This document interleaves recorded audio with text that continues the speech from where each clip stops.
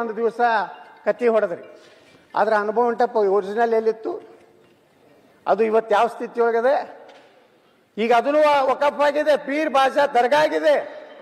ನೀವು ಇಲ್ಲೊಂದು ಫೋಟೋ ಹಾಕೋದ್ರಿಂದ ಜಗತ್ತಿನ ಮೊದಲ ಪಾರ್ಲಿಮೆಂಟ್ ಅನುಭವ ಮಂಟಪ ಇವತ್ತು ಒಂದು ದರ್ಗಾ ಆಗಿ ಪರಿವರ್ತನೆ ಆಗಿದೆ. ಅಲ್ಲಿ ಗೋ ಹತ್ಯೆ ನಡೀತಾ ಇದೆ.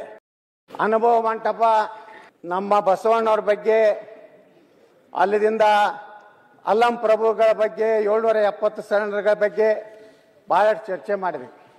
ಆ ಅನುಭವ ಮಂಟಪ ಎಲ್ಲಿದೆ ಅಧ್ಯಕ್ಷರೇ? ನೀವು ಒಂದು ಫೋಟೋ ಹಾಕಿದ್ರಿ, ಫೋಟೋ ಮ್ಯಾಗೆ ಒಂದು ದಿವಸ ಕತ್ತಿ ಹೊಡೆದ್ರಿ. ಆದ್ರೆ ಅನುಭವ ಮಂಟಪ ಒರಿಜಿನಲ್ ಎಲ್ಲಿತ್ತು, ಅದು ಇವತ್ತು ಯಾವ ಸ್ಥಿತಿ ಒಳಗಿದೆ?